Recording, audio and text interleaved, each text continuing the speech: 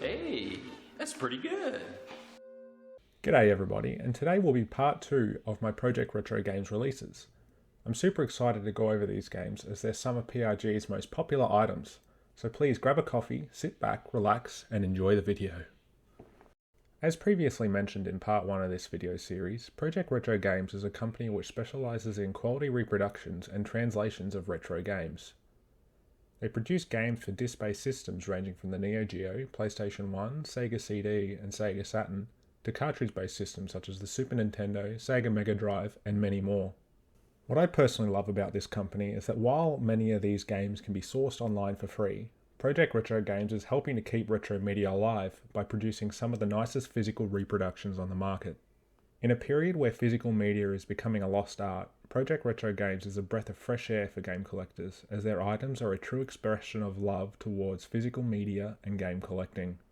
Before I get into these releases, it's important to note that in order to play these games, you will need a modern console. So if you decide to purchase from Project Retro Games, please be sure to have a means to play their releases.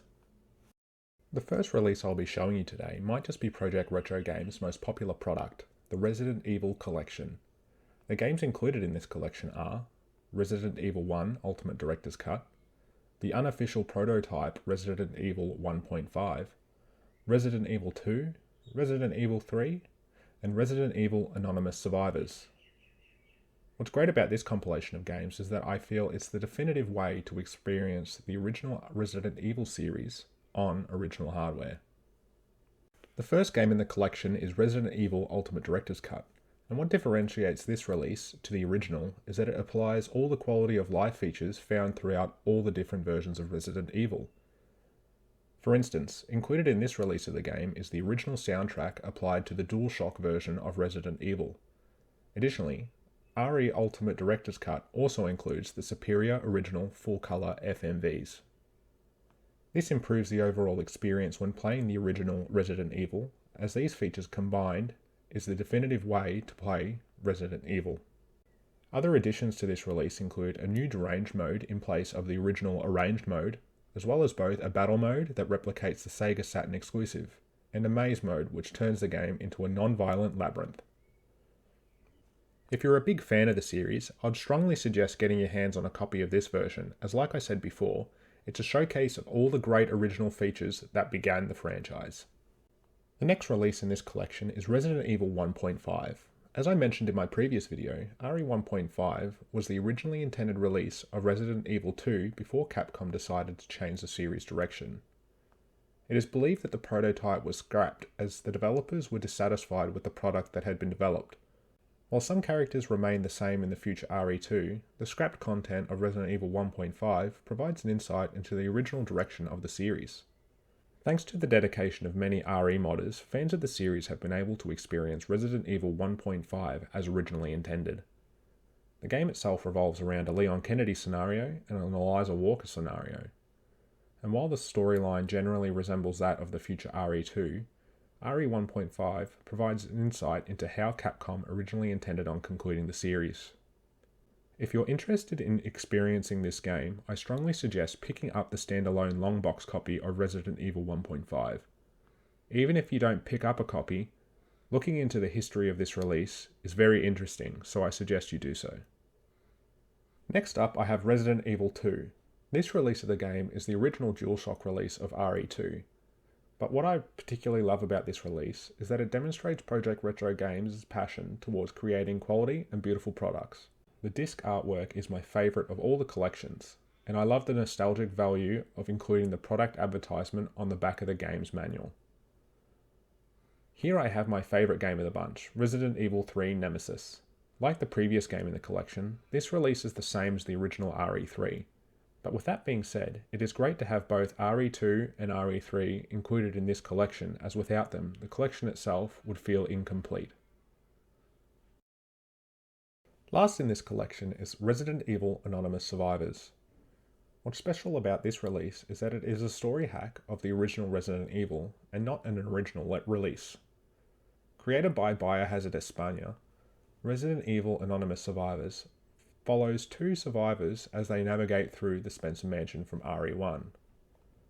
What I enjoy most about this game is that it introduces new animations, routes, scenarios, and weapons.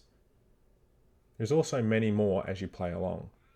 Anonymous Survivors is certainly going to be a mod that I'll play through once the opportunity arises. For the next release, I have another long box, Resident Evil 0 Demake. This release is a demake of the original Resident Evil, taking the Resident Evil 2 from the PlayStation 1 and modding the game to resemble Resident Evil 0. Created by Biohazard España, this game is an awesome exhibition of what the RE modding community is capable of, taking a future game from the series and inserting it into the old engine. While the game only plays until the end of the train segment, I wouldn't be surprised to see this game fully completed in the future, so keep an eye out on Project Retro Games' future releases.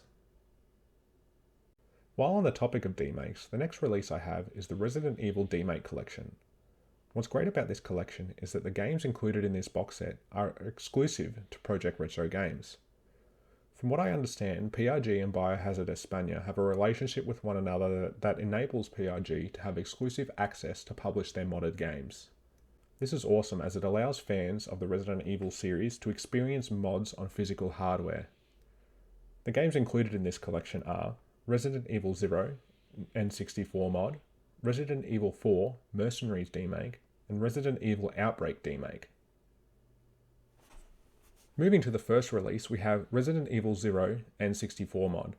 What's special about this release and what differentiates it from the previous RE0 Demake is that this mod applies not only the same Demake concept, but it elaborates further by presenting itself as the scrapped N64 release of Resident Evil 0. For those of you who are unaware, RE0 was originally developed for the N64, however with the release of the GameCube, Capcom shifted production to the new console. What this demake sets out to achieve is a representation of what the N64 version of RE0 would have looked like. If you're interested in this type of history, why not go to Project Retro Games and pick up a copy for yourself? Next up I have the Resident Evil 4 Mercenaries Demake. Much like the Mercenaries mode in the Resident Evil series, this game tasks the players with completing levels in a short period of time. And what strikes me about this release is the artwork on the jewel case. It's such a beautiful exhibition of PRG's passion towards creating these releases. I'm so glad to have these front and center in my collection as a talking piece.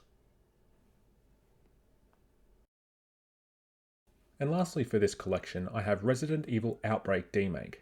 This release is a demake of the original RE Outbreak game for the PS2, however inserted in the RE2 engine. As I said before, this is such an impressive feat from Biohazard España, and to make it even better for us collectors, we get the opportunity to play and own these beautiful physical hardware developed by Project Retro Games. What I love so much about these releases, especially the demakes, is that you get to experience the original game from a new perspective. I find that Resident Evil games always leave me wanting more after completion, so it'd be great to play through these releases to satisfy that feeling. Now if you like what you saw in today's video, I highly suggest checking out Project Retro Games' online store. There's so many games available beyond what I've showed you today, so be sure to check it out. As I've mentioned in the past, in the future I hope to get my hands on both the RE Ultimate Director's Cut long box and the Resident Evil Factory long box. I'm also keeping an eye out for their release of Chrono Trigger. A new big development that Project Retro Games has made is that they're extending their vision for preservation of physical media by repurposing disc-only copies of games and creating new long boxes and covers. This effectively enables collectors to buy legitimate copies of games housed in beautiful new boxes. The first step in this direction is with Dino Crisis, so if this is something that piques your interest, please support Project Retro Games by buying a copy. I also suggest following Project Retro Games on social media as you'll get updates on their releases and their stock availability. If you like this video, please show your support by liking and subscribing. I'd also like to hear your own thoughts in the comments below. Thank you all for watching. I look forward to seeing you in the next video.